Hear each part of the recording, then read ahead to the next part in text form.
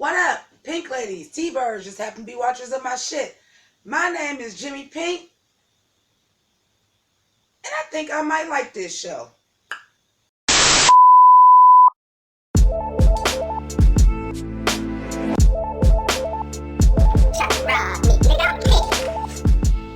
So, thank you.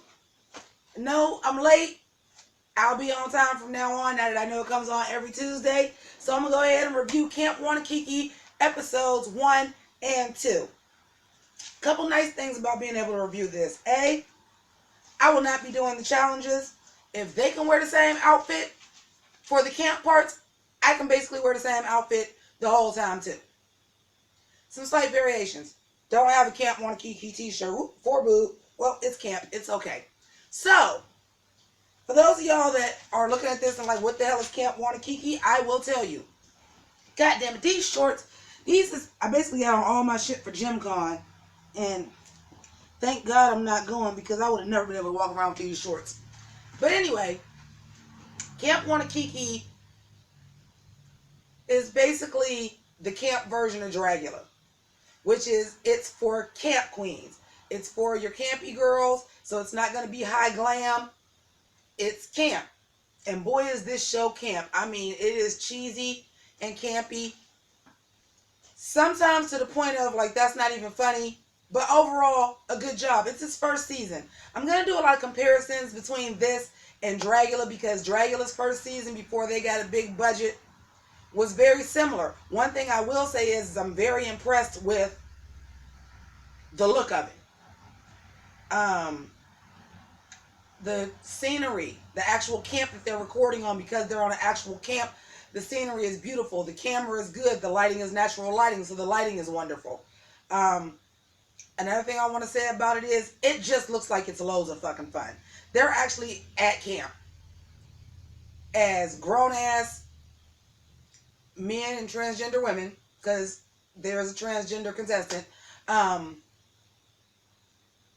Just look like they're having a fucking blast. So let's go over our hosts are the Sugar Baker twins, Apple Brown Betty and Cherry Pie. I love them. I love their kooky. A lot of people were asking me, as far as the previews, was that Miss Richfield 1981. It is not. It's the Sugar Baker twins. Similar aesthetic of just like that same big 60s hair, the glasses, the wardrobe. They're always matching. One thing I will say, and again, especially in this episode, because it's season 1 and 2, and I never got a chance to talk about it on 1, I'm going to compare it a lot to Dragula, because I feel like it's pulling more from Dragula than what it is from Drag Race. Mainly, you have the Boulay brothers, who are always dressed alike over here on Dragula, and then you have the Sugar Baker twins, who are always dressed alike on this show. On purpose or not, I did not do any research. I do know, I think it's Ashley and Brandon who created the show. For all I know, that is the Sugar Baker twins, and they're just brothers that do drag. For all I know, I'm not 100% sure. And then we have the head counselor, Ruthie. Ruthie basically does a lot of the challenges, while the Sugar Baker twins do skits. Again, like Dragula, where Dragula's skit was usually like at the beginning of the show, setting up the tone. Because it's a camp competition, they're doing things like archery and canoeing, as they are in episodes 1 and episode 2. The Sugar Baker twins really aren't there. That's usually when they do their little cutaway gag of what they're doing at the camp, because they're, I guess, the people that own the camp. Let's go over the girls. So Alexis Bevels, she's just adorable. Love her. I'm gonna get into like all the looks and everything right now. I'm just going over the intros. But JJ Snapping Turtle, like this aesthetic of like this old jazzy snazzy kind of off older lady, and she always has that fupa. I live for that. Sylvia Nix. Okay. Pagan Holiday, that octopus head is killing me. And then when they were swimming, and she actually, like, the octopus head had on a hat, and then when she was swimming, it was wrapped up with a scarf like she was swimming. I can't. Alasia, I was like, oh, we have a black camp queen. I have my thoughts about that, but, you know, hashtag everybody black and Dominique. Muffy Fish Basket is just a horny old lady, and I live for it. Say Kevy is our transgender, as well as our body conscious big girl. And Dominique the Grant, hashtag the pinkening. It's mocked, bitch. It's mocked. I've been tweeting it ever since I seen episode 1. I just rewatched the episodes. I have been watching them as they've come out. I just haven't gotten a chance to review them. But hashtag the pinkening. That's mocked. That's why I said hashtag everybody black and Dominique. So episode 1 was a canoe race. Here's the one thing I have a little bit of confusion on, and you guys can help me out after watching these 2 episodes, especially back to back. Because the people that end up winning the overall challenges, the overall episode, they said it really doesn't matter if you win the challenges as long as you do your best and you try.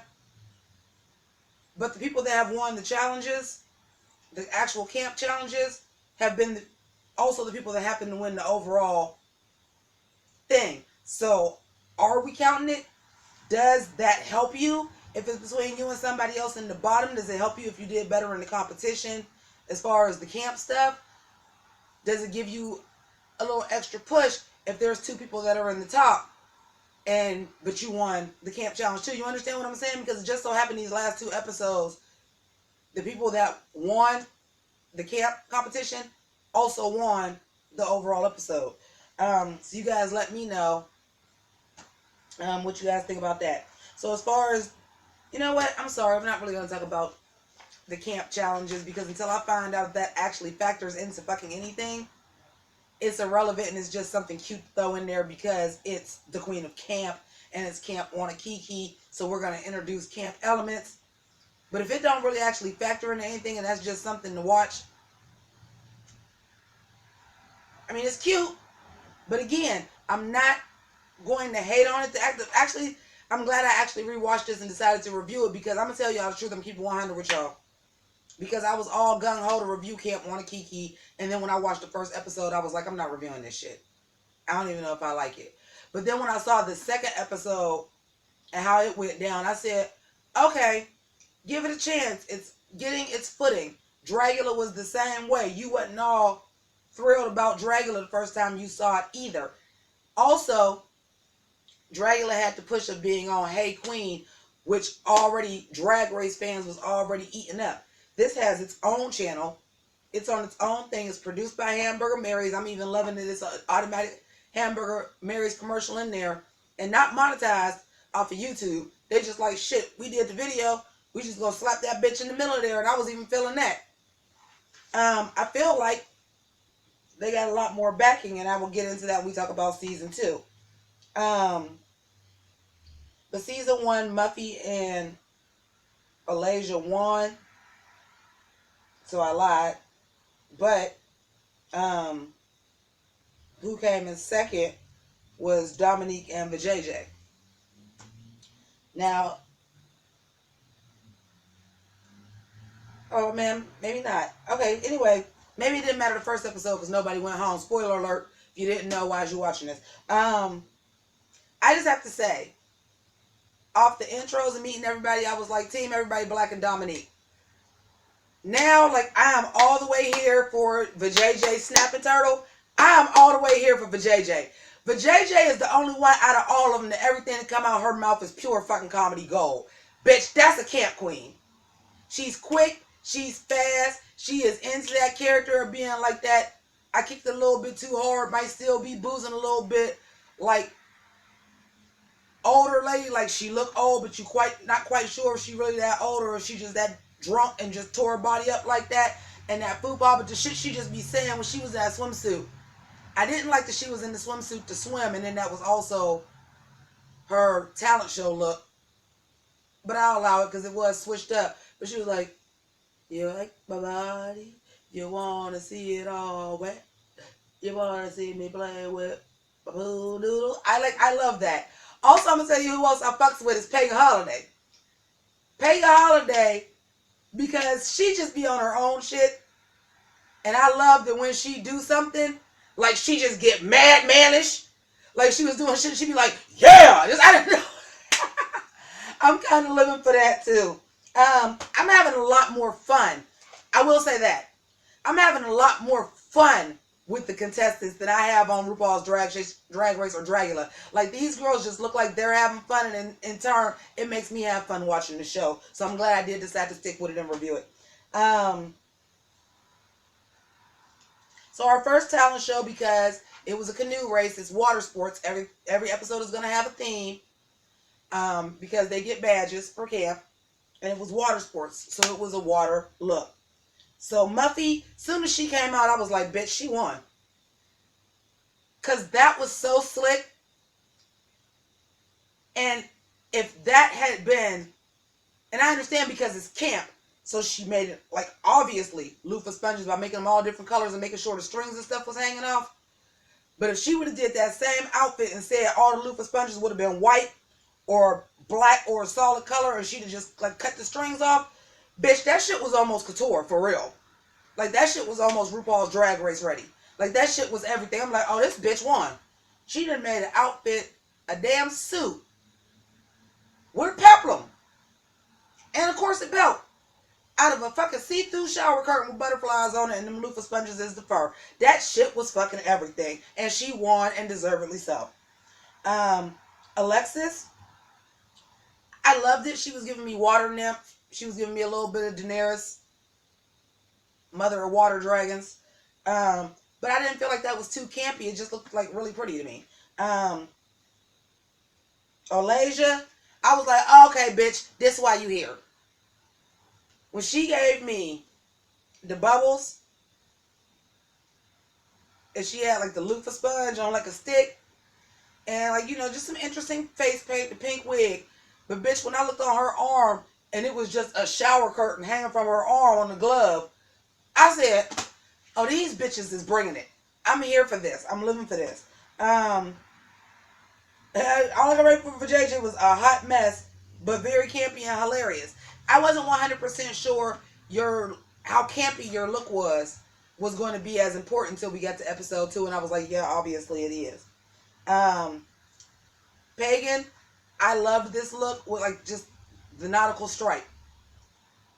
At first I was like, well, is that really campy? But like the necklace with the like splashing, and I'm like, and then like that hat that I don't know if y'all ever seen The Sweetest Thing, but Cameron Diaz and not Peggy Bundy, Kelly Bundy, what's her name, Christina Applegate, and they had on them hats because they had got dressed at the Ladies Crazy camp looking store where all these drag queens would probably have shopped at. That's blue hat that looks like that. It was everything. I was here for it. Kevy, baby, this was a mess. This was a mess. I get body positivity, but as the judges said, and I agree, it still got to fit, boo. It still got to fit. That was a mess. That was a mess. And I'm not saying it because she was big, because that wouldn't even look cute on a small girl. Not that paint, not that hair. That was a mess. The hair and face was interesting, but then you got your whole body is white. You got all like this bluish green in your face, and the hair with the colors in it for mermaid, yes, and the outfit was not good. And then all that white body hanging out of it. I was just like, no ma'am. No ma'am, Pam. Sylvia, I like the little nod to the 60s, which a lot of the camp girls will go to their 50s and 60s as a reference, just like our Sugar Baker twins and our camp counselor Ruthie as well. But just like the mint green fantasy with the sheer robe with just the 60s style bathing suit and the hair tied up, sufficient.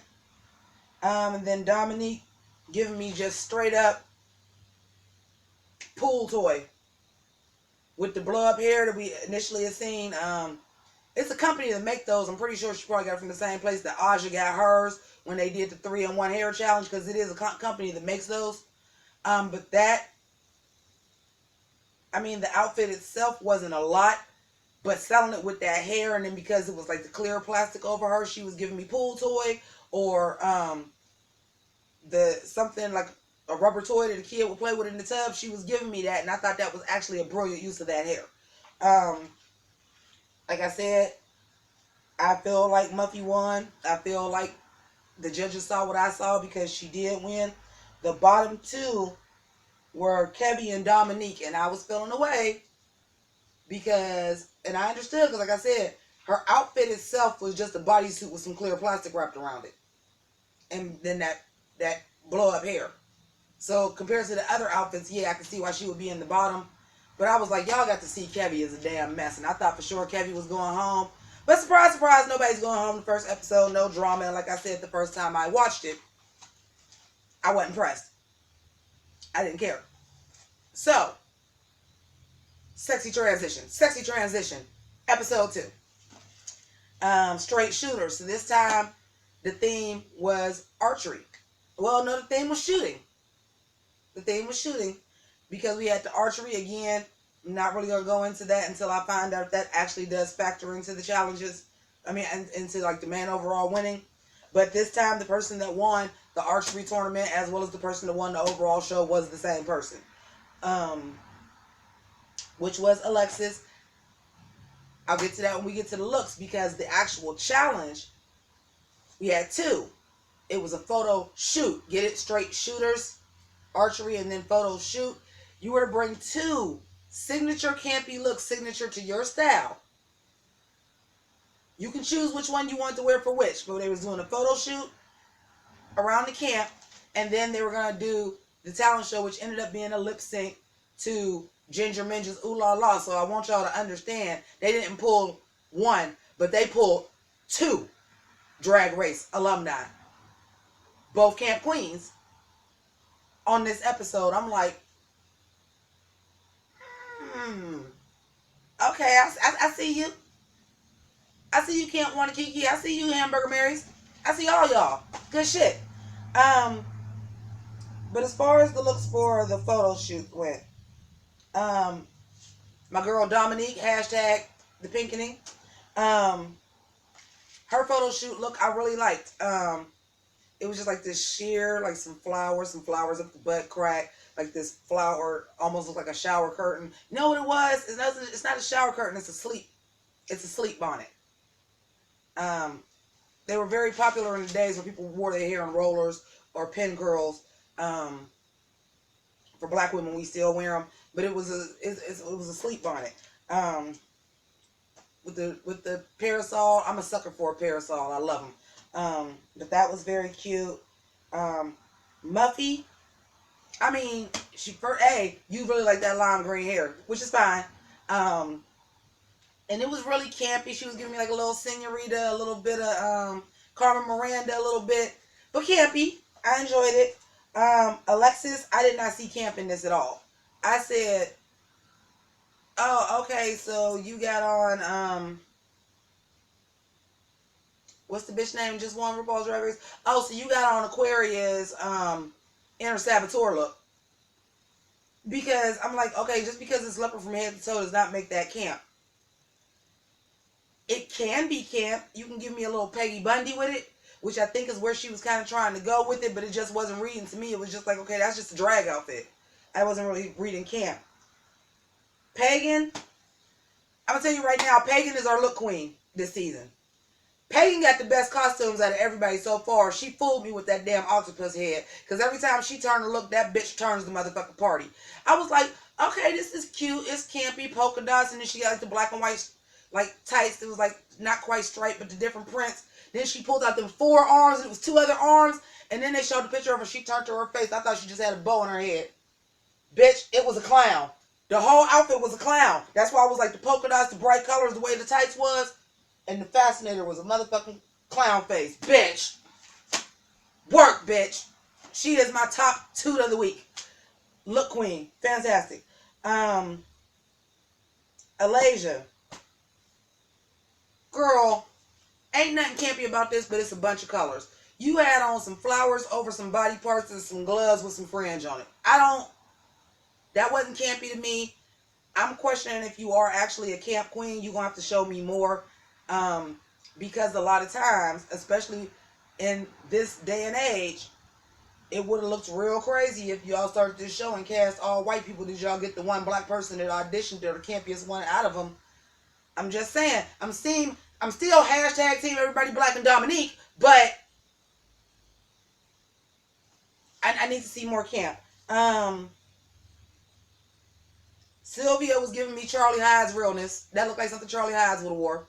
And I'm okay with that. Because Charlie Hyde slays. I'm okay with that, especially with that blue hair too. Kevin, I actually, obviously she likes to paint her face colors and like give a non-realistic look, which is fine. This time it worked because you wasn't showing no body. So as you have on that dress, I would suggest though, if you don't have a dress to come down to here and you're going to paint your face, at least get that neck. I would say that. But I like the idea of the dress that was just like a big ass clock, a wrinkle in time ass dress. But why does it got eyes on it right here? Like, I understand it's camp, but it still got to work. She's just, I want her to do well because I want it to be the opening trends. And if I'm not mistaken, I think she's already transitioned as well. I think that I think she's fully transitioned as well. So I would love to see her last longer, just kind of as a middle finger to RuPaul's Drag Race. Like, fuck you, the T-girls, whether they've had work hormones, pre-op, post-op or not, can do this shit, but she ain't the one, sis. Sorry about it. I don't see her making it past episode 3, honestly. The talent show. So our talent show, we were lip syncing to Ooh La La La La, Ooh La La La La by JImmiPynk. One thing I will say, and I understand, especially because they're only doing a half an hour show, for you to show all of the contestants lip syncing to it and editing it together, even having the judges in it some of the time, but y'all played the whole song, and I couldn't tell who was really slaying the lip sync and who wasn't. The entrances went too fast. But you know, I get it.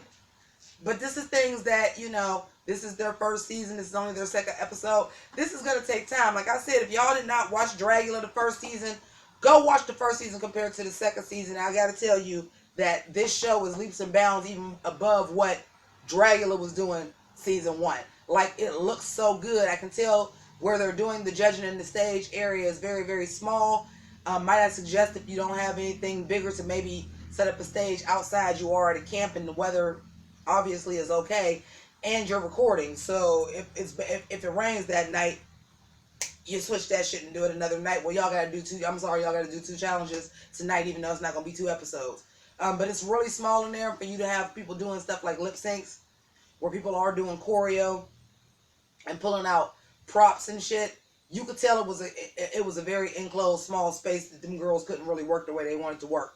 Some of them still was able to. Some of them, because the camera was probably so close because it was such a small place, that you was like, you might have just turned that, but I can't tell because I can't even get your whole body, especially like Alasia, because I'm like, I love when he decides to do that on its own, whatever the fuck that is. But she's the dancing queen, and I agree with the judges. I'm like, that doesn't translate to camp. A lot of times when it's alternative drag, just like Ebony, I can't remember what Ebony's last name is, last season on Dragula, is the same thing I'm getting with Olasia. Like, yes, drag is drag, but it's just like church and church is gospel, but the white people church and the black people church is usually not the same. It's kind of the same thing with drag. So you trying to do that alternative drag, and you're still incorporating black drag into it, so it's a whole lot of dancing and bucking. Sometimes it doesn't translate, and they actually said, they didn't break it down like I was gonna break, like I just broke it down because they can't, but I can say that. And your look, to me, was not camp just because you had a big ass bow right here, unless we're considering Kawaii to be camp, because you was giving me more lolly goth Kawaii than camp in your final outfit, Alasia. Alexis on the skates, not a lot of room to see what she was doing, but the cupcake reveal and the cupcake parasol, again, sucker for a parasol, beautiful. Pagan in this Viking look where she had like what's that called, the mace, and she was spinning around. The mace was the same color of her wig. That's my look, queen. I'm telling you, Pagan turned them looks. What else? Is it in the whole song for real? I think that was Vijay. I wasn't 100% sure. Was that Vijay that was doing Scary Ann Conway? Yeah, I know I said Scary Ann. Scary Ann Conway, I lived for that. And then like the reveal with like the all-American like dress made out of it, I lived for that. who had on that pink wig was that Muffy, because your lip sync just looked like you knew the words, but you was being a little more sultry, and I'm like, ain't this camp? That look wasn't camp to me either. I could easily see that on regular RuPaul's Drag Race.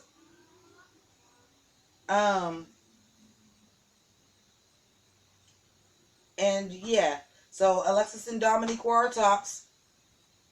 Dominique more so because they said Dominique was slaying them lip syncs. They said Dominique really knew the words to the lip sync. I seen her bust that split. And let me tell y'all something that's hard as hell. She busted a split with her feet flexed up. If y'all ain't never did dance, cheer, gymnastics, y'all do not understand how hard that just was that she did that shit and flexed her feet up. That shit was hard. And in heels. That's a bad bitch. Hashtag Team Everybody Black and Dominique. But I'm here for JJ Snap and Turn On. Honestly, Alexis deserved this win. She deserved it. So that's episode 1 and episode 2. And we said goodbye to Sylvia Nix because they said her outfit wasn't campy enough. And, I mean, it wasn't, but it's got to be something because nobody in their right mind would have on that color eggplant dress with no yellow ass hair unless they was doing it on purpose to be campy. Nobody would do it on purpose, but I digress. We said goodbye to her. I don't know if I 100% agree with that, but because I am Team Everybody Black and Dominique, I'll allow it. Plus, again, same way that I'm saying, maybe she got cast because that was the campiest of the black queens at audition and they didn't want it to be all white. Probably didn't want to send the black girl home first either. I noticed The Bachelor do that shit a lot too.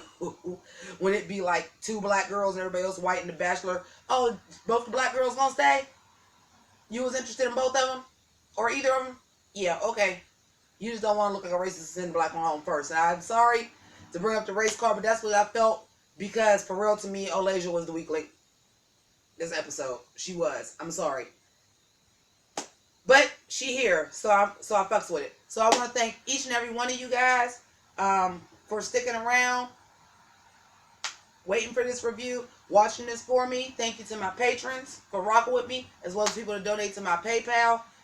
I appreciate y'all so much. Keep doing what y'all doing if you got it to do, because shit's going on, as you can see. We're improving, so your money is going to good use. You guys are going to see it by the end of the year, and you're going to be like, damn, she said she was using that money to improve the channel, and y'all going to see it and be like, good shit. If you're not a pink lady or a T-bird, hashtag the pinkening. Mocked. Come on and join the House of Grease. You can do that by clicking Sailor Jimmy at the end of the video or down below. All the links to everything, PayPal, Patreon, merch, CD, all in the link below. So since you're going down there anyway, hit that notification bell so you know when the rest of my Camp Wannakiki, as well as any other reviews I have put up. It's hot as hell in these lights because I ain't outside. So I'm going to go ahead and get up out of here. Keep it greasy. Deuces.